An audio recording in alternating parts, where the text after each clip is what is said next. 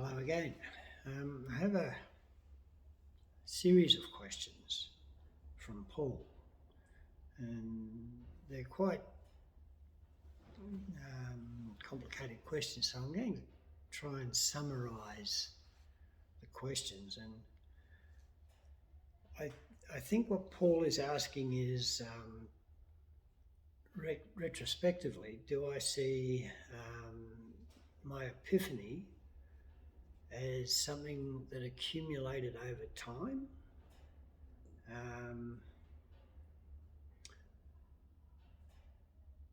and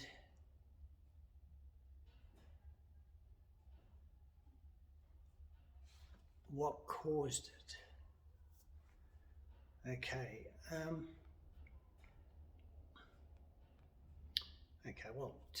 Did it happen over time? Yes, it did.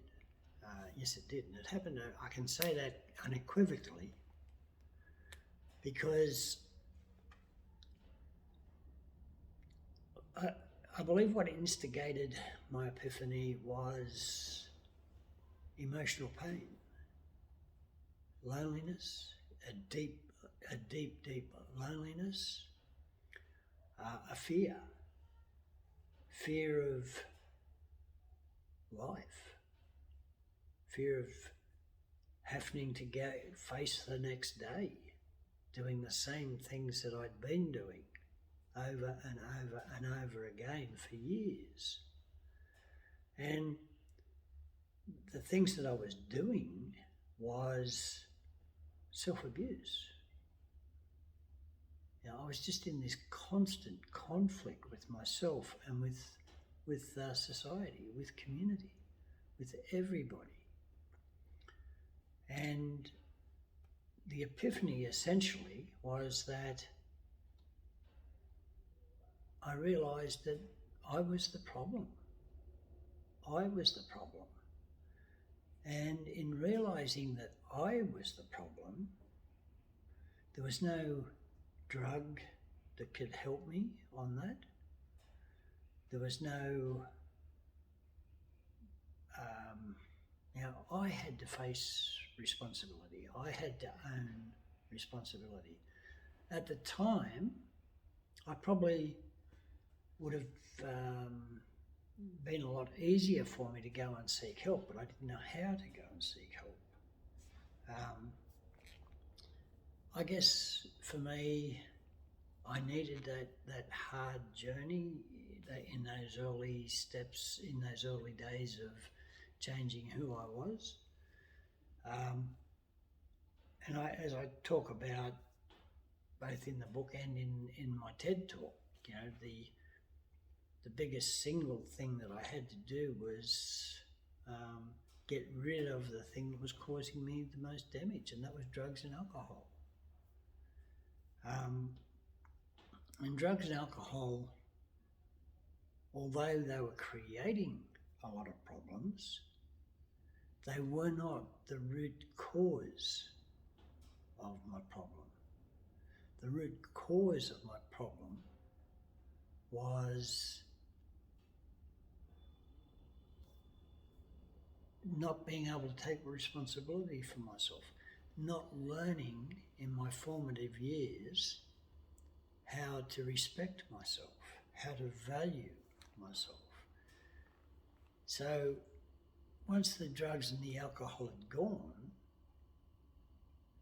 and during the process of walking through those withdrawals and that odyssey of learning who I am, the next, parallel to that was learning new life skills, learning to respect myself. Some of the things that I had to learn was to clean my teeth every day, in the morning and in the evening. Even though I was homeless, I'd go and buy a toothbrush and a tube of toothpaste and clean my teeth. That was a massive big thing for me, a very big thing. Hygiene, I'd never really learnt much about hygiene, so cleaning myself up. At the time I had dreadlocks and I was very unkempt, I was very unwell. So getting well also meant presenting myself into society. So my epiphany was very broad. It was a revelation into myself, and it was an accumulation of emotional and physical pain, just this unwellness. I talk about having that backpack full of the drugs and the alcohol sitting next to me and thinking, if there were only one, if there was one person that I could tell all my problems to, I'd be okay. That's a big, big message right there, because it tells me that I can't live life by myself. I need other people. I need to be a part of.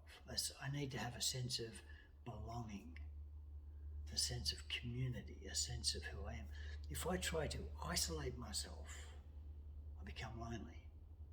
I have no one that I can talk to. I have no one that I can share my experiences with.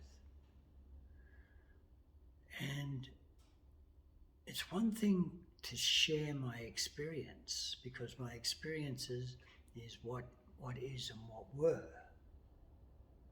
What's even more important, or just as important as sharing my experiences, is sharing my hope.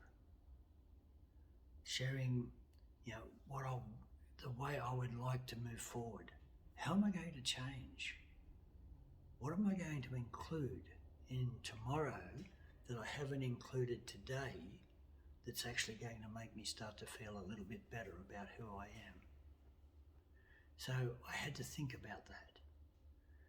And just little things, little tiny things, little goals, little habits, develop new habits over time. And I understood it. I understood that very clearly at the time, that I had to develop new discipline, new habits, routines, familiarity. I couldn't just meander through life any longer, hoping that the right things would present in the day. I had to start establishing patterns in my life. And through that process, I started to get better. If you like the content, please like, share, subscribe, and let's share the conversation. Thank you.